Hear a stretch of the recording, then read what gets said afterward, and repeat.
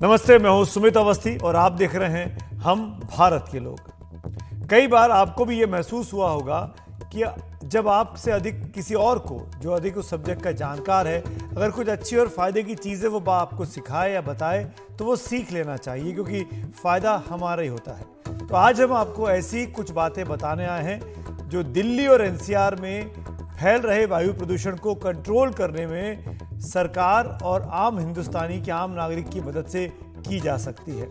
ऐसे क्या काम हैं, इस पर मैं इस बुलेटिन में खास तौर पर तवज्जो देने वाला हूं। बताएंगे आपको क्या कदम उठाने चाहिए जिसमें दोनों का, सरकार का और आम नागरिक का मिलके बराबरी की भागीदारी, हिस्सेदारी होनी चाहिए। दिल्ली में दम घोटू हवा है, इससे कोई इनकार नहीं कर सकता। एनडीटीवी लगातार आपको रिपोर्टिंग दिखा रहा है। बीते करीब 15 दिनों से दिल्ली में वायु प्रदूषण खराब बना हुआ है, गंभीर की कैटेगरी में अगर हम AQI के लेवल पर बात करें। लेकिन इसके बचने के तरीके क्या हैं, कैसे इसको दूर किया जा सकता है, कैसे कोई दूरगामी योजनाएं बनाई जा सकती हैं, कैसे कुछ मुल्कों ने करके दिखाया है, उस पर आज हम बात करेंगे और ये सिखाने की, बताने की कोशिश करेंगे हुक्मरानों को भी और आम नागरिकों को भी कि कैसे AQI जो कि सीवियर लेवल पे है उसको हम नॉर्मल या पुअर लेवल पर ला सकते हैं। बस कुछ कदम हमको ध्यान से उठाने होंगे। सबसे पहले आपको दिखाते हैं दिल्ली में पोल्यूशन का, एयर पोल्यूशन का क्या हाल रहा है, वायु प्रदूषण का क्या हाल रहा है। एक एक दिन का आप नज़ारा देखिए। बीते अगर लगभग 10 दिनों की बात करूं तो क्या स्थिति रही। 8 नवंबर को AQI लेवल 426 था, 9 नवंबर को 420 था, 10 को 376 हुआ। आपको याद होगा दिवाली के 2 दिन पहले बारिश हो गई थी, हवा चल गई थी, AQI लेवल कम होना शुरू हुआ। 11 को कम होकर 289 पर आ गया और 12 नवंबर को 218 पर। 12 नवंबर को ही दीपावली थी। 13 नवंबर को दीपावली के अगले दिन जब पटाखे चले उसके बाद AQI लेवल बढ़ा और 358 तक चला गया। और उसके बाद से लेकर अब तक 4 दिन बीत चुके हैं। 14 तारीख को 397, 15 तारीख को 430, 16 नवंबर को 411 और 17 नवंबर में आज की बात करें तो 406 तक ये आंकड़े पहुंच चुके हैं। यानी कुल मिलाकर दिल्ली में हवा खराब चल रही है, प्रदूषण का लेवल गंभीर लेवल स्तर पर बना हुआ है। और ये सब तब हो रहा है जब हम ये बड़े बड़े बातें कर रहे हैं कि हमने इतने कड़े कड़े कदम उठा लिए हैं। दरअसल दिल्ली में बीते कुछ सालों में अगर बात की जाए तो लगातार इस मौसम में जब पराली जलाई जाती है या जब पटाखों का मौसम होता है तो वाकई में चिंताजनक स्थिति हो जाती है। बीते 8-9 सालों में कुछ नहीं बदला है। 8-9 सालों में सरकारें बदल गई, हुक्मरान बदल गए, लेकिन स्थिति नहीं बदली है। 2016 में AQI लेवल 431 पे था, 17 में 319 पर था, 2018 में 281 पर हुआ, 2019 में 337 पर हुआ, 2000 ये एवरेज की बात कर रहे हैं साल भर का। 2020 में 414 पर था, 2021 का सालाना AQI 382 रहा और 2022 में 312 रहा, 2023 में अब तक 218 के लेवल पर है। ये एवरेज है साल भर का। बीते 3-4 सालों का आप देखेंगे तो लगेगा कि इस साल कम हुआ है, लेकिन अभी की जो स्थिति है वर्तमान की, मैं आज और कल की जो आपको आंकड़े दिखाए हैं वो वाकई में परेशान करने वाले हैं। दम घुटता है, आंखों से पानी निकलता रहता है, सांस फूलती रहती है। ये सब कुछ क्यों हो रहा है, कौन इसके लिए जिम्मेदार है? जैसा कि हमने बताया कि सरकारें बदल गई लेकिन परिस्थितियां नहीं बदली हैं, तो कौन है जिम्मेदार? ये बहुत इंपॉर्टेंट है आपके लिए जानना। हम लोग कैसे जिम्मेदार हैं? हम लोग बेतरतीब वाहन खरीद रहे हैं। जो वाहनों का धुआं निकलता है, जिसको व्हीक्यूलर पॉल्यूशन कहते हैं, वाहन के धुएं के जरिए, वो एक बहुत बड़ी वजह है इस प्रदूषण को आगे बढ़ाने में। आसपास जो इंडस्ट्रीज हैं जो कोयले से चलती हैं, वो भी बहुत बड़ी वजह है इस वायु प्रदूषण में और उसको खतरनाक के स्तर पर ले जाने के लिए। दिल्ली और NCR के इलाके में बहुत बड़े स्तर पर, क्योंकि बहुत बड़ी घनत्व आबादी की रहती है, कचरा निकलता है, कचरे को जलाया जाता है। कचरे के जलने से जो धुआं पैदा होता है वो भी खतरनाक गैसेस पैदा करता है, जिससे प्रदूषण का स्तर भी बढ़ता है, जो शरीर के लिए भी जानलेवा होती है। इसके अलावा दिल्ली और NCR के इलाके में हम सब जानते हैं बड़े स्तर पर निर्माण कार्य चल रहा है, बड़े बड़े अपार्टमेंट्स बन रहे हैं, मेट्रो का काम चल रहा है, एयरपोर्ट का काम जेवर में चल रहा है। बहुत सी ऐसी चीज़ें हो रही हैं जिससे निर्माण के काम की वजह से धूल मिट्टी उठती है, उससे भी पोल्यूशन लेवल बढ़ता है। और सबसे अहम बात यह कि इस मौसम में पंजाब और हरियाणा के किसान पराली को जलाते हैं और उसके जलने से जो धुआं पैदा होता है वो दिल्ली और आसपास के इलाकों में हमको और परेशान करता है। क्या करना होगा, कैसे इससे निपटा जा सकता है, जो सरकारें कर सकती हैं? पहली बात, बहुत सख्त फैसला लेने की ज़रूरत है। कानूनी सख्ती, कानून जो बने उनको सख्ती से लागू करना होगा, जो कि नहीं किए जाते हैं। राजनीतिक इच्छा शक्ति की जरूरत नहीं दिखती है, एक दूसरे पर जिम्मेदारी डाली जाती है, कभी केंद्र राज्य पे तो राज्य केंद्र पर, एक दूसरे का नाम लेते हैं, बीजेपी आपका, आप बीजेपी का, बीजेपी हरियाणा का, हरियाणा दिल्ली का, यही सब आपस में देखते रहते हैं। एक बड़ा मुद्दा चुनावों में वायु प्रदूषण से निजात का क्यों नहीं बन सकता है? जैसे महंगाई बनता है, जैसे बेरोजगारी बनता है, जैसे नौकरी बनता है, क्यों नहीं ये हो कि हम इसको बड़ा सियासी मुद्दा बने, चुनावी मुद्दा बने और वायु प्रदूषण को खत्म करने के नाम पर हम अपने प्रतिनिधियों को चुनकर सत्ता में भेजें। कुछ मुल्कों ने, मैं आपको दिखाना चाहता हूं कि कुछ मुल्कों ने वायु प्रदूषण से जीत पाने में बड़ा कदम उठाए हैं और चीन उनमें से एक ऐसा देश है। चीन ने के पास बहुत तेज़ी से वहाँ औद्योगिकरण चल रहा था, वहाँ भी वाहनों की संख्या बढ़ी थी। तो 90 के दशक में, 2000 में और 2010 के दशक में बहुत तेज़ी से चीन में वायु प्रदूषण की मार पड़ी थी।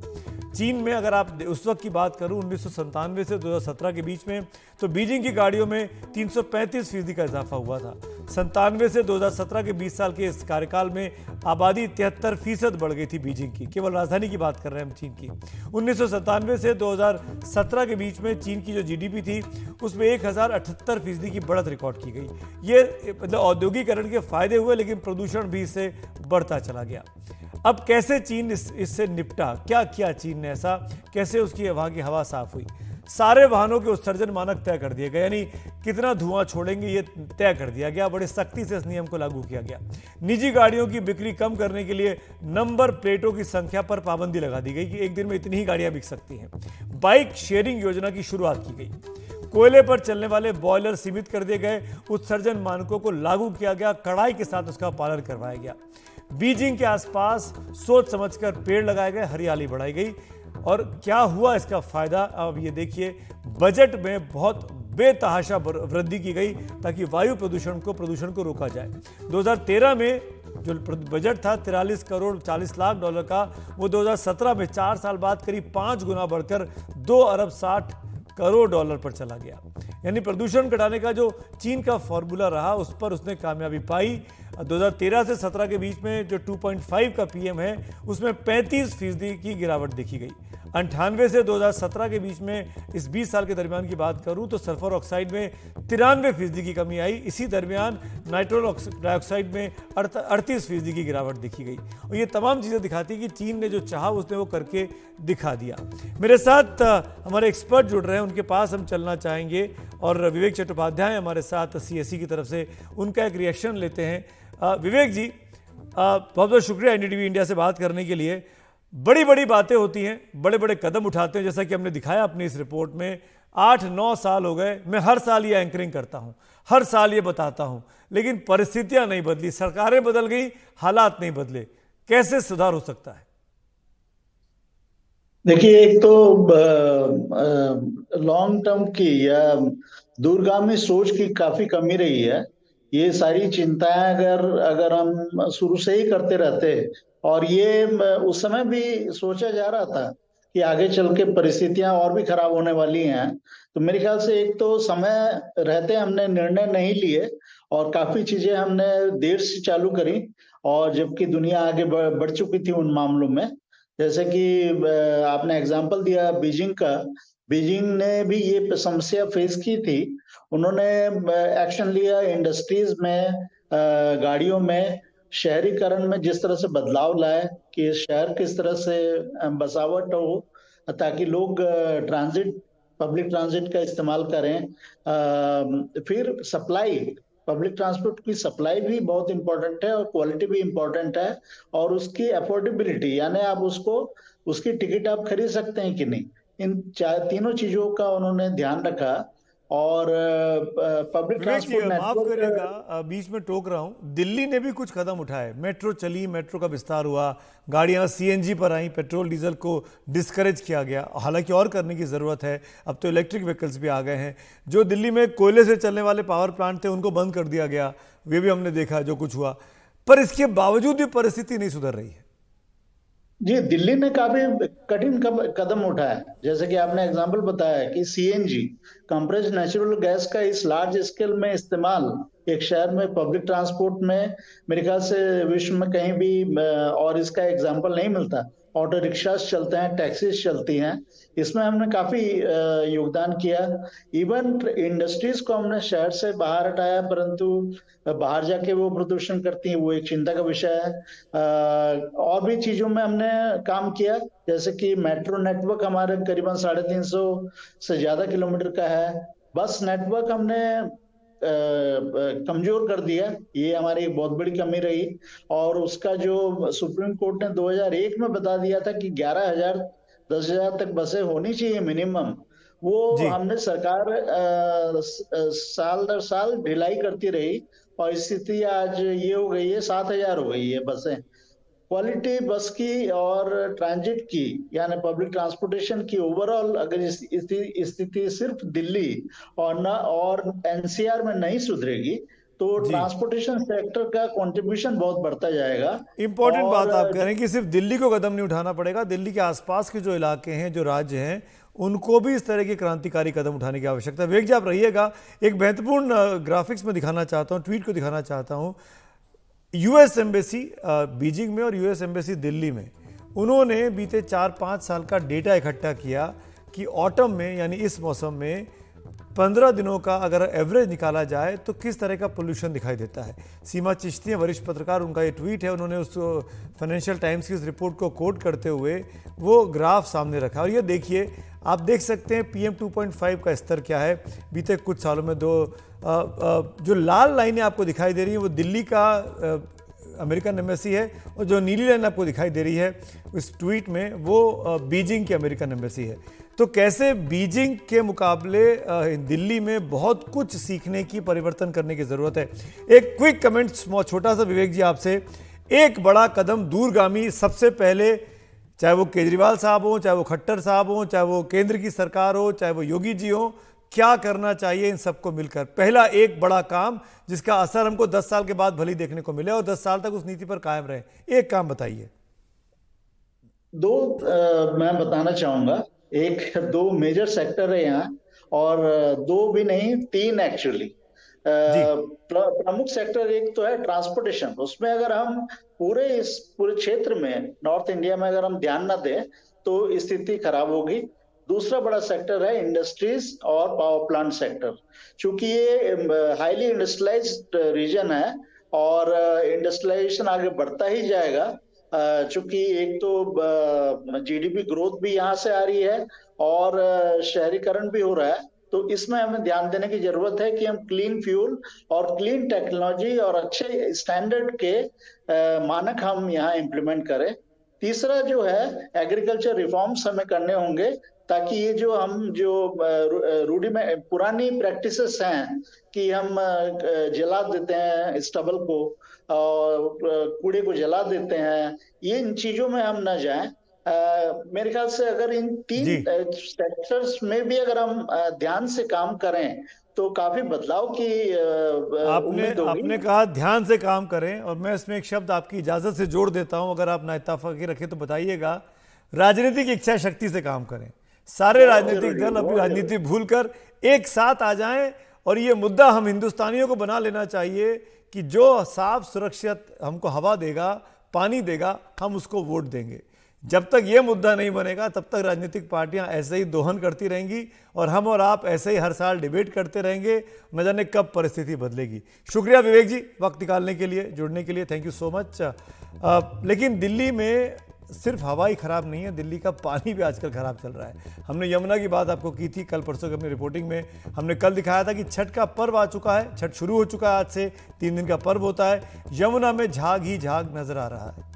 आज से छठ की पूजा शुरू हुई है, लेकिन आज यमुना का झाग कुछ और ज्यादा हो गया है। वैसे छठ के लिए घाटों की सफाई की जा रही है। मेरे सहयोगी शरद शर्मा लगातार इस खबर पर नजर रखें। आज भी दिल्ली के कालिंदी कुंज इलाके में वो गए और उन्होंने क्या देखा, आप भी देखिए एनडीटीवी के कैमरे की नजर से। मैं दिल्ली में यमुना के कालिंदी कुंज घाट पर हूं। यहां पर झाग अभी भी बना हुआ है, हालांकि कोशिश जरूर चल रही है। देखिए बोर्ड दिखाई दे रही है, छिड़काव किया जा रहा है ताकि ये जो झाग हैं, जो पिछले कुछ सालों से लगातार छठ के समय पर बहुत सुर्खियां बटोरते हैं, एक नेगेटिव सुर्खियां इसे कहा जा सकता है, नकारात्मक सुर्खी है ये। पिछले कुछ सालों के मुकाबले तो कम ही है, लेकिन कल के मुकाबले यानी गुरुवार के मुकाबले आज शुक्रवार को झाग थोड़े ज़्यादा दिखाई दे रहे हैं और अभी इस समय बोट भी केवल एक ही दिखाई दे रही है। तो फिर कब तक ये इस तरह से बोट घुमाकर और छिड़काव करके, ये देखिए ये बोट जा रही है, किस तरह से ये जो बोट है या ये किस तरह से जो छिड़काव किया जा रहा है केमिकल का, इसके ज़रिए कैसे जो है ये झाग जो हैं ये मिटाए जा सकेंगे। हालांकि जो दिल्ली सरकार है उसका ये कहना है कि यूपी इरिगेशन सामने जो इलाका है ये असल में उत्तर प्रदेश में आता है और जहाँ पर मैं खड़ा हूँ ये दिल्ली में आता है। तो दिल्ली सरकार का कहना है कि यूपी की तरफ से पानी जो है वो गंदा आ रहा है, यूपी इरिगेशन जो पानी छोड़ रहा है यमुना नदी में वो गंदा आ रहा है, जिसकी वजह से ये जो झाग उत्पन्न हो रहे हैं ये स्थिति ऐसी दिखाई दे रही है। हालांकि ये भी है कि यहाँ पर बैराज है, ये यहाँ से जैसे ही पानी गिरता है तो यहाँ झाग बनते हैं, लेकिन इसका अंदर इसकी पानी की क्वालिटी ऐसी होगी तभी तो झाग बन रहे हैं, वरना अगर साधारण या अगर साफ पानी अगर गिर रहा हो तो फिर झाग कैसे यहाँ पर बनेंगे। तो ये जो है जो यमुना के कालिंदी कुंज घाट पर पिछले कुछ सालों से जो जल प्रदूषण की स्थिति हम देखते आ रहे हैं वो इस बार भी बदस्तूर जारी है। हालांकि कल मैंने बताया था कि सामने जो बिल्डिंग आप देख रहे हैं ये बहुमंजिला बिल्डिंग, यहाँ पे एयर पोल्यूशन काफ़ी था, दिल्ली एनसीआर में पोल्यूशन काफ़ी था, इस वजह से ये दिख नहीं पा रही थी, प्रदूषण ने इसको अपनी चपेट में लिया हुआ था, लेकिन इस समय ठीक ठाक दिख रही है। और ये इस तरह से नियंत्रण जो प्रयास हैं निरंतर झाग हटाने के वो यमुना के कालिंदी कुंज घाट पर जारी हैं। यमुना के कालिंदी कुंज घाट से अपने कैमरा सहयोगी कानन पात्रा के साथ मैं शरद शर्मा, एनडीटीवी इंडिया। तो देखा आपने क्या स्थिति है दिल्ली की यमुना की, इसीलिए हम बोल रहे हैं कि बीते 2 दिन छठ की पूजा होगी, बहुत से लोग जाएंगे यमुना में जाके अर्घ्य देंगे सूरज को, उनको संभल के जाना चाहिए, सोच समझ के जाना चाहिए। वक्त हो गया ब्रेक का, ब्रेक के उस पार वीडियो ऑफ द डे। आप बने रहिए एनडीटीवी इंडिया के साथ।